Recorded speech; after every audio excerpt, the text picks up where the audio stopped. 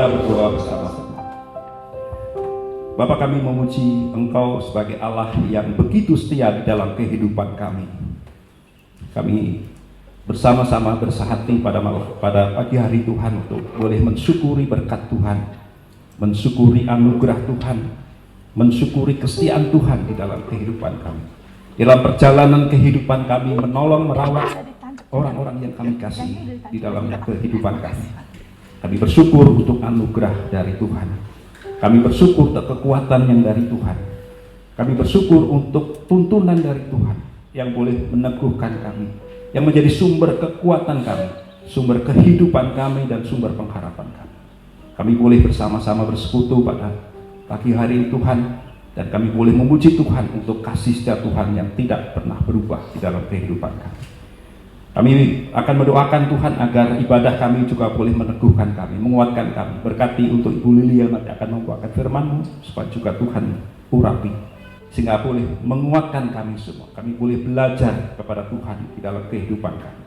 Terima kasih Bapa Surga, di dalam nama Tuhan kami Yesus Kristus kami berdoa. Amin. Silakan Bapak Ibu duduk. Ya, Bapak Ibu, kita semua punya pengalaman sebagai caregiver ya, barangkali. Ketika kita mendukung orang-orang yang kita kasih yang bergumul dengan kesehatan mental. Barangkali Bapak Ibu sering merasa tidak mampu, tidak berdaya, merasa sendirian dan sebagainya. Bahkan ada kalanya mungkin kita merasa terisolasi, ditolak, bahkan mungkin merasa bersalah ya di dalam hidup kita. Kita mungkin ingin segera selesai ya, dan berharap bahwa kalau bisa ada solusi segera yang kita bisa dapatkan. Ya Bapak Ibu, perjalanan kita mendukung kerabat terkasih kita melalui pemulihan kesehatan mental itu bukan satu proses bagi orang-orang yang kita kasihi, tetapi juga bagi kita. Dan ini adalah anugerah Tuhan yang bekerja baik dalam kehidupan orang-orang yang kita kasih berjalan kehidupan kita. Ya, prosesnya tidak mudah, Bapak Ibu mengalami sendiri pergumulan itu ya. Tetapi yang kita boleh melihat bahwa Tuhan hadir bersama kita. Dia peduli kepada kita. Ya, pada saat kita belajar, kita beradaptasi, kita membangun ketahanan hidup kita dan pembaharuan yang baru. Bapak Ibu, mari kita imani hal ini. Ya, kita menyanyikan lagu Allah Peduli. Satu lagu yang saya pikir Bapak Ibu sangat familiar ya. Allah peduli. Banyak perkara yang tak dapat ku mengerti.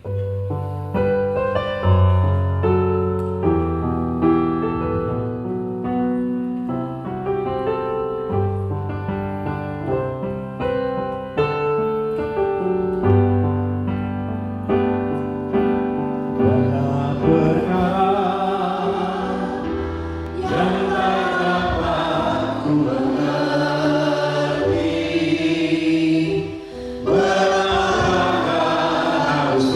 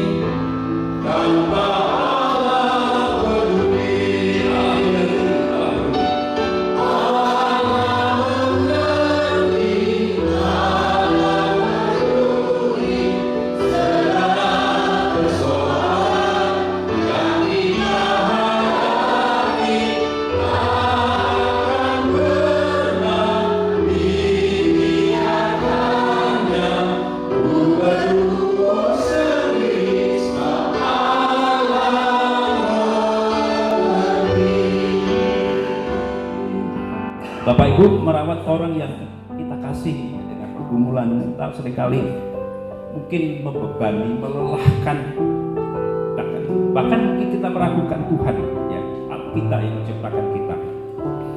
Tetapi kita akan memberikan apapun yang untuk menemukan jalan keluar dalam kesulitan pergumulan kita. Namun kita boleh bersyukur Bapak Ibu bahwa dan terhibur dalam lagu ini bahwa Tuhan hadir. Dia memberikan banyak kepada kita kesempatan dan sumber daya termasuk persekutuan kita pada pagi hari ini.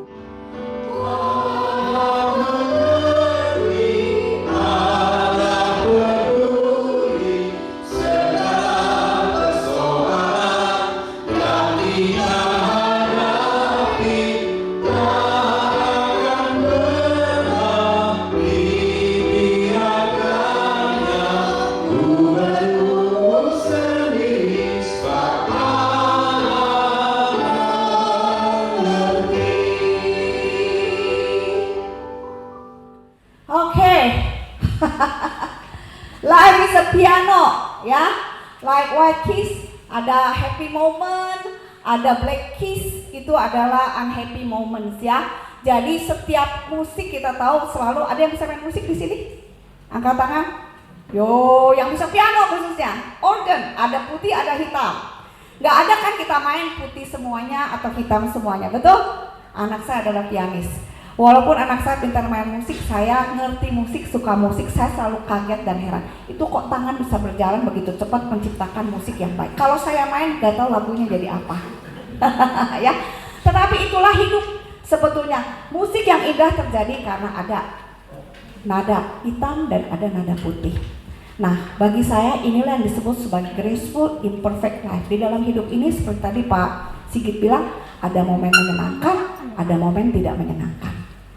Hari ini bisa ada, bagi saya ini adalah graceful imperfect moment juga, ya. Semua yang terlibat adalah volunteer, semuanya untuk perdana, ya. Gopo-gopo semuanya dalam waktu setengah jam dari mulai datang ke sini, beberapa orang harus berkoordinasi untuk hybrid, untuk job terima, untuk apa. Dan this is for me for the first time also to running such a huge moment, and by the grace of God, I think it's a graceful moment. Amin. Ya, nah dalam hari ini kita mau belajar tentang graceful imperfect life itu seperti apa, ya. Jangan bikin stres, ini nggak boleh jadi momen yang bikin kita terpicu stres semua, ya. Yang bisa stres bukan cuma orang yang punya kondisi, kita yang sehat juga bisa stres sekalian. Saya ini sekarang mesti berdiri di sini, saya mesti khotbah, saya mesti ngatur yang Zoom masuk gitu ya, yang apa masuk. Jadi saya juga rada stres, tapi saya coba untuk just coping skillnya jalan, pikirannya, CBT-nya jalan juga tuh, cognitive behavior terapinya, ya. Not control by the situation, tapi kita mau berdoa sama Tuhan. Kita doa dulu sebentar sekali lagi, ya. Bapa di surga, kami butuh bantuan-Mu hari ini untuk koordinasi semuanya menjadi baik, terutama pada pagi ini kami bersyukur bisa dapat tempat ini, nggak pada nyasar bisa sampai, dan bahkan kami bisa running satu acara Jembatan Harapan, satu momen yang akan memulai membangun satu harapan bagi setiap kami. Tolong kami dalam berita graceful message ini menjadi kekuatan bagi setiap orang, termasuk bagi hamba-Mu sendiri. Dalam nama Tuhan Yesus kami berdoa, amin. Event kita event umum, tetapi karena kita pas memulainya dalam kalangan Kristen, minta maaf demikian kalau kita sampaikan juga dalam message-message yang agak sedikit Kristiani, tapi sebetulnya ini untuk semua orang, ya. Nah, di dalam hidup ini saudara sekalian, saudara tahu nggak ayat yang sangat terkenal ini, yang bikin kita senang, yang bikin kita punya pikiran, wah hidup itu kalau bagus, kalau ideal itu ya seperti janji Tuhan. Yeremia 29, Tuhan tahu rancangan yang Dia punya untuk kita. Rancangan apa? Rancangan damai sejahtera, bukan rancangan kecelakaan. Memberikan kepada kita harapan yang masa depan yang penuh harapan. Siapa yang nggak mau punya masa depan penuh harapan? Betul nggak? Oh, mesti percaya Tuhan bakal begini, bakal begitu. Tapi pada waktu kita menjalani hidup, kayaknya ini kayak jadi slogan. Pernah nggak ada punya rasa begitu? Sampai rasa-rasanya kita udah nggak mau percaya Tuhan lagi, kok Tuhan yang dijebak hidup gua kagak begitu kok. Masa depan yang sekarang jadi masa kini kok tidak seindah seperti yang dulu saya pikirkan. Ketika sesuatu tiba-tiba merebak terjadi dalam hidup kita, pernah nggak pikir begitu? Ya, Yohanes 10 bilang Tuhan Yesus, aku datang untuk membawa hidup, dan membawa itu hidup yang bagaimana? Hidup yang kelimpahan, ya. Pencuri datang untuk mencuri dan membunuh, membinasakan. Aku datang, kata Tuhan Yesus, supaya mereka mempunyai hidup dan mempunyainya dalam kelimpahan. Kita selalu pikir limpah itu apa ya? Oke lah, kita nggak mikir kaya, paling nggak kekurangan. Oke lah, kita nggak mikir yang aneh-aneh gitu, paling nggak banyak masalah. Kalau ada masalah bisa diatasi. Realitanya masalahnya kagak berhenti-berhenti seumur hidup kita. Ya enggak? Betul enggak? Every moment, baru tadi salah seorang teman kita baru dapat kabar, aduh saya udah bisa datang ke tempat ini, senang. Dapat kabar anaknya kompetisi nggak masuk, kompetisi hebat bergengsi di ITB, udah hebat bisa masuk. Hari ini mam, saya nggak masuk, deg-degan dia, takut kenapa? Butterfly-nya langsung terbang, bang. Aduh takut dia tiba-tiba nggak seimbang, tiba-tiba sedih. Aduh saya bagaimana? Udah sampai sini mesti balik lagi ke kota asalnya. Repot nggak? Repot. So di mana itu hidup berkelimpahan dalam situasi seperti ini? Can you imagine? Pernah nggak Anda pikirkan nyambung nggak sih iman kita sama kehidupan kita? Ya. Nah saudara sekalian, kalau kita baca lagi di dalam firman Tuhan Hosea pasal 1, saya mulai melihat, pernah nggak baca, Bapak Ibu ingat cerita seorang nabi yang begitu mengasihi Tuhan, disuruh menikah dengan seorang perempuan, saya nggak bahas debat kontroversialnya, yang kemudian terlibat dalam kehidupan seksual yang tidak terkendali, sehingga punya anak-anak yang disebut anak-anak yang tidak sah. Dan Hosea disuruh mengasihi istri dan anak-anaknya menjadi lambang kasih Allah pada umatnya. Can you imagine? Dulu sebelum saya belajar tentang mental health, saya pikir ini memang masalah perselingkuhan, ketidaksetiaan, orang mesti menerima orang yang berdosa, walaupun seharusnya tidak harus begitu. Sekarang saya lihat nggak selalu begitu, karena ternyata ada orang yang karena situasi kondisi tertentu jadi melakukan hal-hal yang tidak terkendali. Mungkin Alkitab belum ketemu istilahnya waktu itu ribuan tahun. Hari ini kita baru ada istilahnya, betul apa betul? Oh barangkali itu yang namanya lagi mengalami hipomania sehingga out of control. So what? Tuhan udah ajarin untuk mengasihi. Imperfect life, but can end up berakhir menjadi satu kisah cinta kasih manusia dan Tuhan yang ajaib, yang jadi inspirasi film sampai sekarang tentang cinta yang begitu menerobos kekurangan dan ketidaksempurnaan. Graceful imperfect life is possible. Ya, Lukas 10 ayat 30 sampai dengan 35 bicara soal perumpamaan orang Samaria yang baik hati. Tentang di dalam hidup ini, orang boleh baik, orang boleh berusaha. Di dalam perjalanan normal kehidupan kita, jepret, ngalamin sesuatu, dirampok habis-habisan, dan kehilangan semuanya, tergeletak, tidak berdaya. Dan tidak ditolong oleh orang yang seharusnya bisa menolong. Patut menolong para imam, para orang Lewi, itu pejabat-pejabat rohani. Nggak melakukan pertolongan, mereka seberang jalan. Takut, barangkali dosanya dia jadi begitu. Masalah stigma, masalah kecurigaan, rasa tidak aman, mungkin kita dulu pikirnya egois, membuat orang menjadi harus mengalami penderitaan sendiri. Dalam hidup ini bisa ada yang begitu. Berapa banyak di antara kita yang mengalami hidup kita, ketika mengalami sesuatu kita merasa, saya bukan salah saya loh mengalami ini, tapi kenapa saya dibegitukan sama orang? Disalahpahami, ditolak, dihakimi, diadili. Dan saya bisa dengar mereka ngomong apa tanpa saya berdaya untuk berbuat sesuatu, menolong diri saya sendiri. Itulah perasaan orang yang tergeletak. Saudara sekalian, dalam kondisi begitu saya melihat bahwa bagi manusia ini adalah hidup yang hancur di tengah dunia realita yang penuh dengan janji Tuhan dan idealisme yang muluk-muluk. Adakah harapan? Kalau kita lihat dunia ini menawarkan banyak harapan yang sebetulnya inspirasi umum daripada Allah. Kita tahu misalnya teori tentang yang namanya kintsugi, yaitu kintsugi adalah seninya orang Jepang, tahu ya, mangkok pecah yang disambung-sambung dengan tinta emas atau perak menjadi mangkok yang spesial, yang unik, yang pecahnya itu punya makna. Dan saya lihat graceful imperfect life itu seperti itu, hidup yang karena situasi keadaan kita nggak ngerti why, how, salah siapa, salah saya apa, kok bisa jadi begini. Tetapi ternyata mungkin hidup seperti itu mengalami harapan. Dan itu yang kita mau bawa message ini pada hari ini dan sepanjang hari ini. Terima kasih Pak Robert bersedia hadir untuk membukakan cara berpikir gimana melihat hidup. Ya, entah kita mengalami masalah dengan kondisi kesehatan mental, keluarga kita, ataupun ada nggak ada, life can be still graceful for each of us. Hidup ini bisa tetap punya anugerah, kekuatan ilahi yang ajaib untuk setiap kita menghadapinya. Ya. Kenapa kita punya pikiran kalau menghadapi sesuatu itu kita nggak bisa ada harapan, nggak bahagia, susah, kurang sedikit dibanding orang lain. Karena konsep kadang-kadang idealisme yang saya pikir semu dari dunia ini. Dunia hidup tentang keluarga yang perfect, sempurna, orang tua yang sempurna, anak yang sempurna, hidup yang sempurna. Itu baru hidup yang bahagia, yang happy, yang ancang.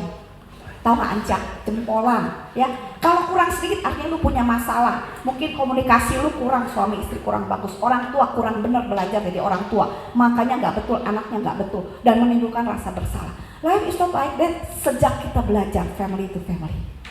Ya kan? Sejak kita belajar tentang reality about brain disorder. No, itu bukan salah siapa-siapa kok, ada sesuatu imperfect di dalam perjalanan hidup kita sebagai keluarga.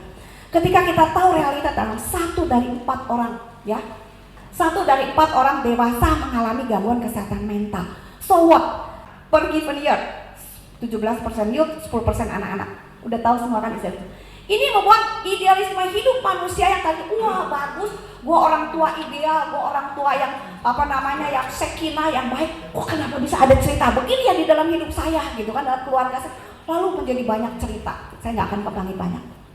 Hidup menjadi seperti imperfect dan kita nggak berani ngomong karena kita tahu ada masalah stigma. Saya ceritakan waktu anak saya mengalami pertama kali, kita kagak tahu kenapa yang namanya psikosis. Orang nanya, Bu, kenapa anaknya sakit? Gak tahu ya, dokter bilang ada psikosis. Zaman dulu lagi, padahal udah ada internet, kagak lihat dulu psikosis itu apa. Lalu orang itu bilangin, anak ibu kenapa bisa kena psikosis? Ibu kan hamba Tuhan.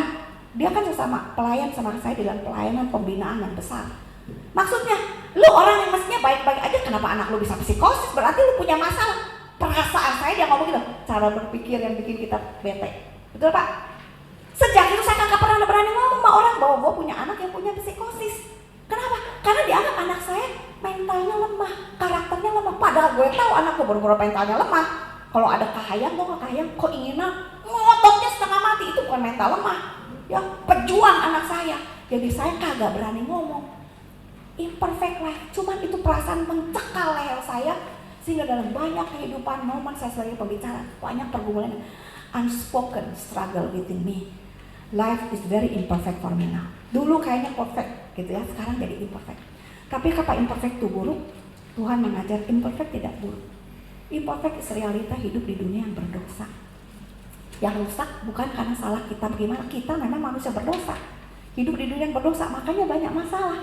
Tetapi di dalam imperfect, karena anugerah Allah, saya menemukan itu menjadi sesuatu yang sangat mungkin, klik lagi Pak ya, menghasilkan sesuatu yang bukan karena imperfect, segala yang indah, yang manis, yang berpengharapan itu menjadi impossible. No, it's not like that. Di dalam kehidupan yang imperfect, saya menemukan oleh anugerah Allah, ternyata I am possible. Saya itu bisa mengalami sesuatu kondisi, situasi, perjalanan hidup yang meaningful. Standing among us, ya, saya nggak usah sebutkan identification karena semua yang bisa masuk di kelas hari ini, sesi hari ini, kelas-kelas saya adalah orang yang punya cerita. Kalau nggak punya cerita, I'm sorry, you are not allowed. Ya karena kecuali ada 1-2 mungkin yang kondisi karena tidak isi form, jadi saya tidak. Semua yang ikut kan semua harus isi form kan? Oh saya mau belajar, semau belajarnya you untuk hati yang besar, passion yang besar untuk pelayanan konseling. Kalau nggak ada cerita, tahu ada cerita, karena kita nggak ada cerita. Punya masalah gangguan kesehatan mental, entah itu depresi ringan sampai psikosis yang berat. Kalau nggak ada cerita, you nggak bisa join di sini. So our imperfect life membuat kita jadi possible to experience, untuk mengalami, menemukan anugerah Allah bisa tetap bekerja dalam hidup kita, menjadikan hidup saya berarti dan berharga. Ada amin? Kita ada hari ini karena anugerah Allah. Siapa saya yang 2011 ketika anak saya mengalami, saya nggak berani banyak ngomong. Ditanya orang, Bu, kenapa sakit lagi? Si Feli sakit apa? Sakit mah. Memang efeknya kena mah, dia bolak-balik sakitnya kena GERD. Gua nggak bohong sebagai hamba Tuhan. Cuman di samping itu ada cerita lain yang gue kagak bisa cerita sama orang-orang. GERD lagi. Ya dikasih obat begini, obat gitu. Udah berarti lu kagak ngerti kasih obat itu. Ini ceritanya bukan itu, gitu kan ya. Ya udah dia, oh iya terima kasih. Dikasih obat macam-macam, dia dikasihnya kagak mau minum. Gue juga nggak kasih dia minum. Udah masalahnya bukan di situ. Ngerti nggak? Tetapi ternyata karena story itu menjadi story saya hari ini, to make a movement for people like us that nobody dare even to say about this freely, ya nggak ada orang yang berani ngomong tentang gini bluntly gitu, openly like this. Itu Pak Robert ya. Makanya kita minta ke Menteri Kesehatan, bukan ke Menteri, ke timnya ini ya, perjuangan Pak hak kita untuk secara legal eksis, betul nggak? Aplikasi kita untuk bisa jadi berkat bagi banyak orang karena kita science based and experience based ya. Nah, Michael ya, salah seorang dokter ya, Michael Lai ya, klik lagi ini Pak. Ya Michael Lai seorang yang bukunya menjadi inspirasi, dia salah satu dosen online saya dalam coach online ya untuk sekitar mental health.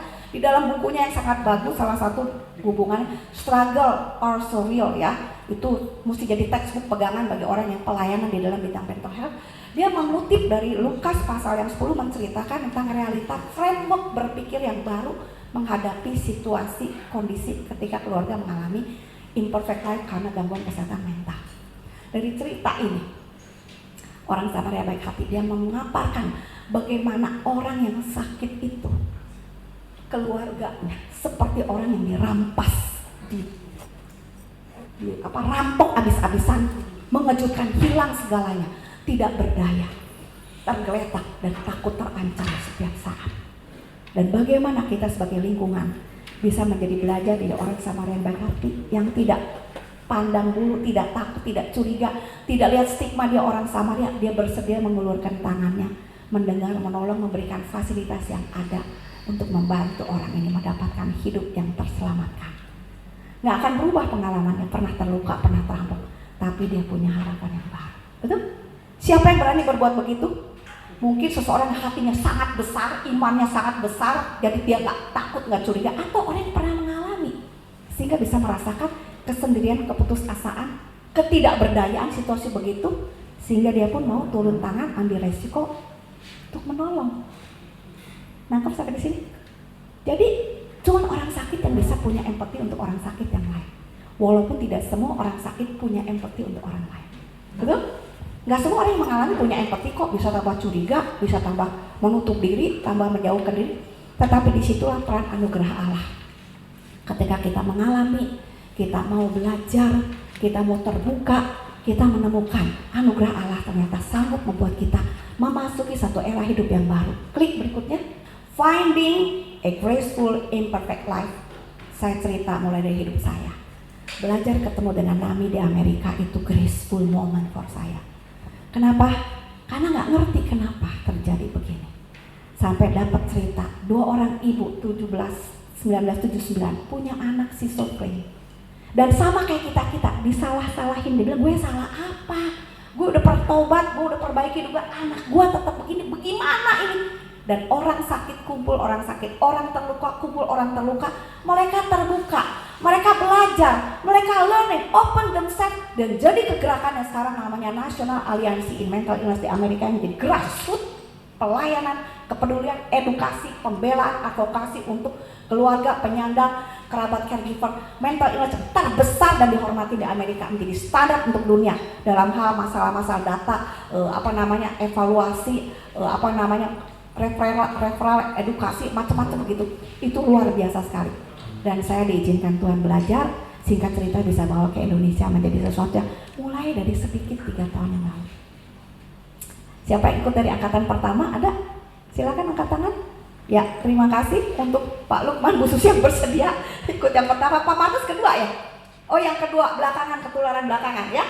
Yang bertahan dari pertama. Carol kedua ya? Oh ketiga malah? Oh mulai ketiga udah jadi tim inti. Luar biasa nggak? Ya, dari segala nggak tahu, nggak bisa, nggak berani kita memulai. Dan akhirnya saya menemukan from pain to purpose, from grief to glory. Bukan glory apa? Saya nggak punya ambisi. Kalau ini bisa ada, bisa jadi berkat, puji Tuhan. Amin.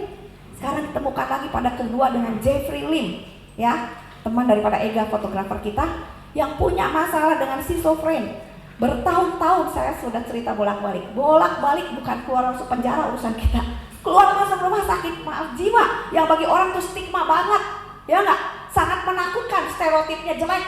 Tetapi ternyata Tuhan punya anugerah, dia bisa berkeluarga, dia bisa berkarya, dan dia bilang, Bu, bikin website. Dia yang bikin, gue bingung, dia udah jadi 3 hari. Kita dikejar-kejar kan terjemahin makalah, karena website udah jadi, bahannya belum ada. Kita kejar-kejaran, kita baru udah siap, yang ngerjainnya kan juga pelan-pelan masuknya, kitanya mesti sabar gitu ya, sampai akhirnya jadi website. Walaupun nggak sempurna, tapi graceful. Singkat cerita ada, Bu, bikin aplikasi. Saya kepikiran begini, dia pernah dapat award loh, bikin aplikasi kesehatan mental untuk di Amerika. Ngomong sekarang minggu depan udah jadi, ini orang pada luar biasa, coba jeniusnya.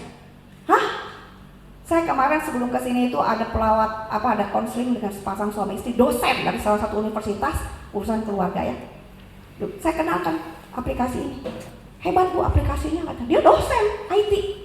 Bapak tahu nggak? Ini dibikin sama orang yang tanda petik tidak perfect hidupnya. Ngomong 1 hari, 1 minggu udah jadi, saya bilang, wih luar biasa Bu, orang sehat aja belum tentu bisa kerja kayak begitu. Ini orang luar biasa, ajaib gak? This graceful imperfect life that's possible, membawa harapan untuk setiap kita.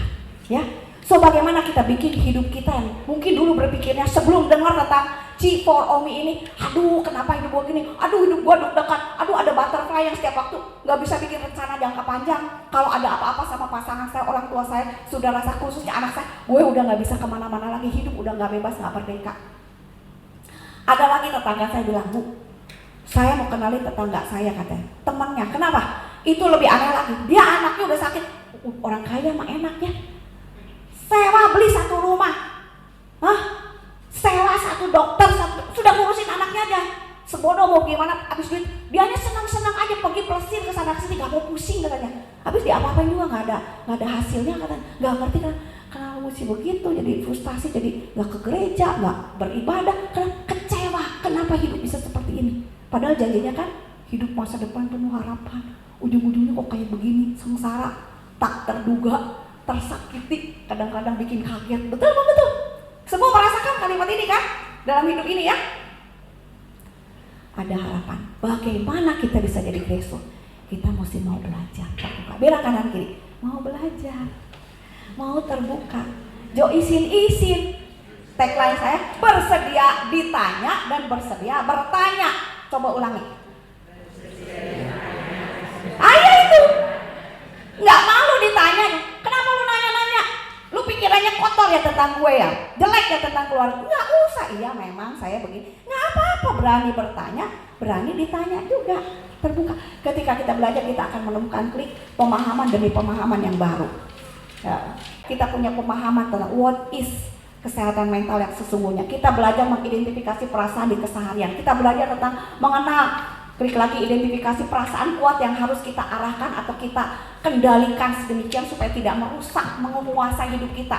Pikiran-pikiran yang kuat yang kita harus belajar atasi, ternyata ada skillnya, dan kita belajar hari ini tentang cognitive behavior therapy. Nanti kan gimana menolong diri sendiri, menolong kerabat kita, mengenali pola pikiran yang bisa menguasai diri kita. Aku baru baca outline-nya Pak, belum tahu isinya, cuma nebak-nebak kira-kira ke sana ya. Belajar mengatasi hidup sehingga kalau kita ada sesuatu yang terganggu dalam hidup kita, we know how to handle it. Bilang kanan kiri, tahu ngatasinya. Penting kan? Yang penting kan tahu mengatasi, bukan kenapa saya begini. Gak penting kenapa saya begini, karena sebabnya banyak sekali dan kita gak usah perdebatkan hal itu, gak usah nyala-nyali siapa. Mau belajar, oke? Maka kita akan menemukan satu graceful imperfect life. Klik lagi Pak. Ya. Kita mengalami graceful imperfect life kalau kita mau, bagaimana namanya, kita mau belajar untuk mengenali dan menghalangi, mematahkan apa yang namanya stigma ya. Stigma itu adalah stereotip negatif yang membelenggu kita, keluarga kita. Ini bisa datang dari lingkungan, kita nggak bisa ngapa-ngapain kalau lingkungan punya stigma tentang kondisi tertentu. Tapi kalau itu di keluarga kita, kadang-kadang kita nggak bisa bikin apa-apa. Tapi kalau itu dari diri kita sendiri, entah kita mengalami atau anggota keluarga kita mengalami, kalau kita bisa ngerti stigma ini kita atasin. It's not anybody's fault. Ini keadaan di mana Tuhan izinkan dan Tuhan bisa berkarya mulai dari kita. Dan nggak peduli apa kata keluarga kita, nggak peduli apa kata orang, kita bisa memulai terobosan dari terobosan, mencari pengobatan, mencari treatment yang seharusnya, terbuka mencari pertolongan, mau bertanya di mana jalan untuk menolong dengan baik diri sendiri atau keluarga saya. Then hope is merebak. Amin, amin Bapak Ibu.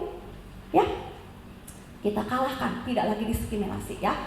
Graceful imperfect life dibikin mungkin ketika kita bersama-sama mau meremove stigma itu dari dalam diri kita, dari keluarga kita kalau mungkin. Dan sekarang saya dengan teman-teman mulai dari masyarakat kita. Dengan apa? Dengan mulai sounding, ending the silence tentang kesehatan mental. Oke, saya bagikan tentang apa? Tentang aplikasi yang udah jadi ini supaya jadi edukasi. There is a way to understand how to and where to go dan sebagainya ya. So Tuhan Yesus sendiri selalu menerobos tabu diskriminasi. Dia sentuh orang yang sakit kusta, dia sentuh orang yang kerasukan, dianggap kerasukan setan. Sekarang nggak semuanya kerasukan setan ya. Itu Tuhan Yesus menggugurkan semua stigma itu ya. Dan kita punya harapan. Kita mau belajar tentang kira-kira kalau orang bakal sakit itu gejalanya seperti apa. Saya di belakang kayaknya gue mau flu nih. Silakan mau acara mau flu. Kalau saya nggak ada acara, ya santai-santai aja. Karena mau ada acara, cepet-cepet cari obat supaya jangan pecah setelah lagi mau ada acara. Paling nggak suara saya sesi pertama lewat dulu deh. Sesi berikutnya gue nggak usah ngomong, nggak apa-apa. Pak Robert yang ngomong kok. Antisipasi terhadap situasi keadaan, ya. Jeffrey bercerita, aduh nih gue udah mau hipo nih. Hipo gimana? Kerjaannya kebayar sama dia, jadinya kan keren. Udah gitu istirahat, karena dia tahu udah begini pasti begini. Pengobatannya dia main sama dokter, gimana naik turun. Jadi antisipasi kalau kita mengenal gejala, it's okay to learn more, bukan yang menakutkan. Ya, ketika kita belajar, ingat saya psikolog yang pertama kali, psikolog klinis yang saya temui untuk anak saya adalah Philemon, kalau kamu bisa mengenal diri kamu sendiri dengan kondisi kamu, kamu kayak main layangan, kamu bisa kejar, diulur terus seberapa jauh kamu stop. Kapan saatnya stop dan tarik kembali, kamu bisa bermain dengan indah. Kamu punya skill yang orang lain nggak punya. And that's beautiful imperfect life. Amin. Ya, kalau kita ngerti kondisi kita, kita bisa menguasai penyakit kita dan bukan dikuasai oleh penyakit kita atau kerabat kita. Kita seperti ada ombak, kita nggak takut, tapi kita berselancar, dan itu menjadi permainan yang cool. Nggak bisa ya belajar berselancar. Then you find adventurous experience. Ya, mau belajar, bilang anak kita mau belajar. Orang mau belajar tuh selalu menyenangkan walaupun itu riskan. Saya kemarin belajar untuk, udah mau habis ya waktunya. Oke, saya mau coba. Jangan cerita banyak-banyak ya. Saya mau cerita, saya nggak pernah diving, ya. Nekat diajak diving pertama kali, diving aja. Nggak apa-apa. Tapi setelah itu diajak lagi, rada-rada takut. Resikonya gede pisan. Tapi ternyata menyenangkan dan kalau belajar is possible, ya. Hidup dengan kondisi kita banyak resiko, tapi possible asal kita mau belajar. Ada banyak situasi untuk melihat bagaimana kondisi awal, kondisi kentara, kondisi serius, lalu kondisi yang kronis yang kita perlu cari pertolongan, dan that's okay untuk mencari pertolongan. To speak up. Nah, kita perlu saling referral untuk memberitahu di mana, siapa, dokter, rumah sakit, perawatan, treatment terbaik. Kita nanti ada dikenalkan dengan merajut hati. Silahkan wave your hands yang bergabung dengan kita. Anak-anak muda yang pendirinya salah satu adalah cucu daripada jemaat saya, penatua pendiri gereja saya, ya. Saya feel so proud of these young people, ya, yang membangun yayasan merajut hati, menolong mereka yang nanti mereka cerita. Singkat dulu ya, kalau punya pergumulan dalam keluarga, kagak berani, kagak punya duit karena mahal kadang-kadang berobatnya, mereka mencarikan dana untuk yang membutuhkan bantuan, yang membutuhkan, yang nggak butuh support, jangan cari bantuan ya. Iya dong, enak aja lu punya duit kagak mau berobat. Ngulang sih punya duit minta ikut yang gratisan. Jangan dong ya, dukung dong. Jadi semuanya sama-sama selamat, sama-sama punya harapan. Amin. Ya. Jadi kapan cari bantuan? Kita sudah mulai bekerja sama dengan lingkungan orang-orang yang bisa saling membantu. Oke, Dik, terakhir. Nah, itu cerita bagus terakhir ya. Simonetta Carr, seorang ibu yang bercerita tentang anaknya yang sakit, melewati proses gimana bergumul mendampingi anaknya dan melewati saat-saat pahit, saat-saat dia berkemenangan walaupun hidup tidak berubah. Broken pieces and the God who mends them, ya. Ini saya menemukan graceful imperfect life itu dibuka mungkin ketika kita mau berjalan bukan dengan kekuatan sendiri, bukan cuma kekuatan sistem yang sangat dibutuhkan, tapi dengan kekuatan Allah yang tak terbatas yang bisa menolong menguatkan waktu kita lemah, letih, capek, putus asa, sakit hati, desperate. Dia menolong kita, ya. Dan kita berjalan untuk sama-sama juga membangun komunitas yang sehat, yang mungkin belum ada, yang mungkin merupakan satu impian yang almost impossible, tapi made it possible hari ini. Kita sedang membangun komunitas ini. Amin. Di kelompok kita bisa cerita, mulai ada support group. Yang belum percaya ikutan loh, nanti jadi gosip di antara kita mah nggak apa-apa, sama-sama kok ceritanya juga. Bagi saya kalau gosip jadi kemenangan itu bukan gosip, itu namanya kesaksian. Kalau cerita orang lain diceritain ke orang lain itu namanya gosip. Ini cerita kita sendiri di antara kita bukan gosip, itu mah curhat yang sehat, ya. Saling membangun, bangun komunitas yang sehat. Dan kita bisa membangun komunitas yang sehat untuk mengalami graceful imperfect life terjadi bagi siapa saja. Support group yang peer group sedang diusahakan terus berjalan walaupun kita tahu up and down. Di antara kita ada sekitar 20% peserta adalah juga seorang peer gitu kan, which is saya nggak akan cerita A, B, C kalian terbuka, silakan terbuka. Nggak terbuka juga kagak apa-apa. Karena apa? Kita mah aman, tahu sama tahu dan kita punya cerita. Ya udah gitu aja. Oke? And feel safe here ya. Jadi kita bangun atmosfer sehat dengan love. Yaitu apa? Belajar memberikan support yang mengasihi. Di dalam kelas family to family kita belajar banyak apa artinya love. Di dalam komunikasi, dalam penerimaan, perilaku, boundaries, di dalam keluarga ya. Dengan kondisi begitu, kita belajar untuk saling menerima secara terbuka. Kita belajar untuk membangun visible connection. Jangan menutup diri. Ya harus punya relasi. Orang yang mengalami dan keluarga yang menyandang tidak boleh menghadapi sendirian. Dari zaman dulu Tuhan ciptakan manusia tidak baik sendirian. Apalagi kalau punya kondisi begini, saudara akan keletihan, burn out, dan setan tepuk tangan. Ya, kita tenggelam sendirian. Kita boleh membuat koneksi yang terlihat. Artinya apa? Bersedia ditanya dan mau bertanya. Make visible connection. Lalu ada pertolongan. Amin. Nggak apa-apa. Saya sekarang nggak malu ditanya, nggak malu juga bertanya. Kalau orang nggak mau jawab juga nggak sakit hati. Saya ketemu orang yang benci sama saya sampai ada orang benci saya loh. Saya heran ada orang benci saya. Orang baik aja dibenci ya. Orang bisa salah paham kok ya. Dulu saya kalau gitu rasanya nih, cara berpikir saya dulu salah, sekarang sedikit lebih benar Pak Robert. Ini saya hamba Tuhan, dia kagak boleh ada salah sama orang ya. Kagak boleh orang salah ngerti, gue mesti lurusin. Itu cara berpikir yang salah. Oh belum tentu salahnya di saya kok. Lalu kalau saya salah, gue udah minta maaf, gue udah coba terbaik, orang masih gak merasa cukup. Terus gue mau apa? Ya udah terserah lu lah, lu mau terima gue, oke, gak terima juga gak apa-apa. Baik-baik saja, saya tetap baik sama dia. Ya kan? Dia mau bagaimana juga kagak sakit hati gitu kan. Lebih enak hidup ini. Nah itu namanya visible connection and open acceptance. Kalau kita agak bangun atmosfer yang sehat, mau berkoneksi, mau belajar, kita akan mempunyai satu tim yang empatik dalam hal saling mengobati. Dan kita berharap di antara kita, saya tahu ada konselor-konselor, psikolog-psikolog klinis, calon-calon dokter mungkin anaknya, bangunlah tim yang empatik, yang mengerti kesulitan situasi, kondisi dengan gangguan kesehatan mental.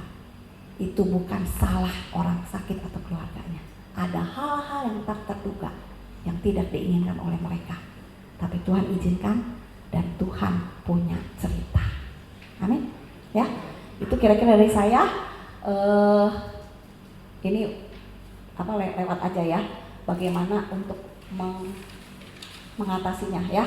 Oke, membangun lingkungan itu nanti Pak Robert yang banyak cerita karena waktunya terbatas. So, begitu dari saya hari ini. Tadi sebetulnya saya udah siapin sebuah lagu, tetapi karena accident tadi di situ ya, Zoom sama ininya crash, jadi itu udah ditutup lagunya. Jadi daripada susah lagi, mulai lagi saudara menunggu, kita nggak boleh ada waktu 5 menit terbuang sia-sia karena Pak Robert punya waktu yang berharga untuk kita semua. Lagu itu judulnya dicari sendiri, gua broadcast aja ya, dengar sendiri-sendiri di YouTube ya. Namanya adalah Anugerah Tuhan Cukup Bagi Saya. Ya, di sini nggak peduli musim berubah ribuan kali, nggak peduli situasi menyakitkan bagaimana, tetapi ada Tuhan yang tidak berubah, yang bisa mendampingi kita, mengasihi kita, membuat kita bisa melewati semuanya dengan baik. Lewat api, lewat air, asal Tuhan menolong kita, kita mau ditolong, kita bisa lewati semua dengan baik. Graceful, imperfect life is possible. Hidup tidak sempurna, nggak apa-apa, realitanya begitu. Begitu kita terima hidup gak sempurna, kita rasanya lebih lega. Dan kita tahu ada anugerah Tuhan membuat hidup yang tidak sempurna, berarti hidup kita punya pengharapan. God bless each of us. Mari kita berdoa. Bapak di surga, terima kasih untuk message singkat yang serba agak terburu-buru, tetapi kami bersyukur karena kami diingatkan, hamba-Mu diingatkan, ada pengharapan di tengah ketidaksempurnaan, kadang-kadang ketidakberdayaan. Ada harapan. Bantu kami terbuka untuk belajar dan untuk dibantu. Dalam nama Tuhan Yesus kami berdoa. Amin. Saya serahkan kembali kepada Pak Sigit untuk melanjutkan acara. Bapak Ibu, kita akan memberikan persembahan. Ya, kita akan menyanyikan lagu Grace Alone. sebagai satu ucapan syukur kita bahwa hanya anugerah Tuhan yang boleh memampukan hidup kita sampai dengan saat ini.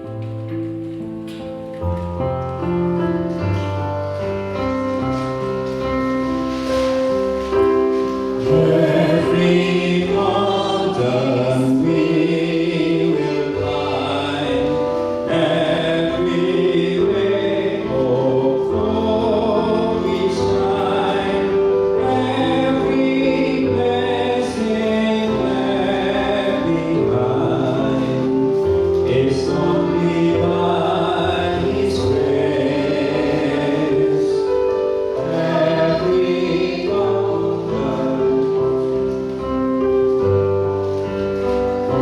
every heart we long to reach, everywhere we share His peace, is only by His grace. Praise God.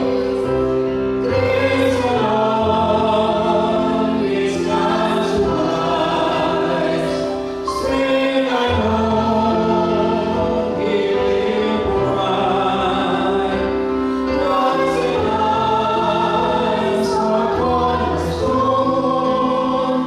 We will go forth in grace alone. Every loving word we say, every tear we wipe away, every sorrow turn to grace, is only by His grace. Grace alone is God's prize. Strength alone we will find. God's in us our cornerstone. We will go forth in grace alone. Mari kita doakan bersama kita, Bapak Ibu. Bapak, kami bersyukur kepadamu bahwa kami boleh memberikan persembahan ini untuk kami kumpulkan untuk mendukung pelayanan di tentang kesehatan mental Tuhan. Kami bersyukur untuk setiap anugerah yang Tuhan berikan kepada kami, dan beri hati kepada kami Tuhan juga untuk bisa memberi, mendukung pelayanan yang berkaitan dengan kesehatan mental Tuhan kami, karena kami tahu kami ingin mengasihi jiwa-jiwa orang-orang yang punya pergumulan yang sama dengan apa yang kami lakukan. Terima kasih Bapa Surga, di dalam nama Tuhan Yesus Kristus kami berdoa dan bersyukur. Amin. Baik Bapak Ibu, kita akan menutup ibadah kita. Nanti akan ada doa berkat dari Ibu Lili, ya. Bapak Ibu, setiap janji yang kita buat, setiap doa yang dan langkah iman, setiap perbedaan yang kita buat, semua itu hanya karena kasih karunia. Setiap gunung yang akan kita daki, setiap sinar harapan yang kita percayakan, yang kita pancarkan, setiap berkat yang tertinggal, semua itu hanya karena kasih karunia. Hanya anugerah Tuhan yang Tuhan akan sediakan. Kekuatan yang tidak kita ketahui, Dia akan menyediakan. Kristus di dalam kita dan akan menjadi batu penjuru kita. Dan kita akan melangkah maju di dalam kekuatan kasih karunia Tuhan. Bapak Ibu, mari kita bangkit berdiri. Kita akhiri ibadah kita. Kita nyanyikan kembali sekali lagi Grace Alone.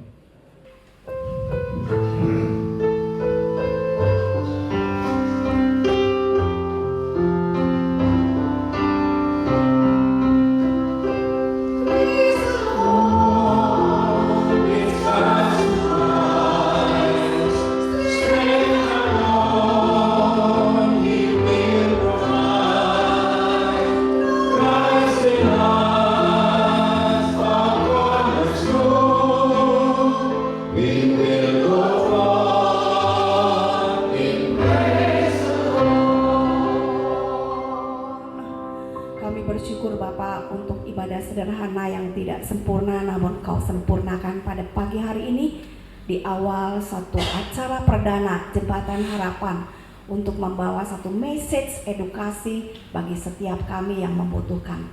Terima kasih Bapak, sebentar kami akan melanjutkan acara dan menyelesaikan ibadah awal ini dengan keyakinan bahwa Engkaulah yang memberikan berkat kasih karunia kepada kami. Bapak, kasih-Mu yang sempurna menjadi kekuatan kami. Pengorbanan Kristus yang ajaib menjadi kekuatan kami. Pertolongan, pendampingan, penghiburan, penyertaan, hikmat daripada Roh Kudus yang menyertai lika-liku dinamika hidup kami menjadi satu langkah-langkah jejak-jejak iman harapan kami mulai sekarang sampai semua disempurnakan. Amin.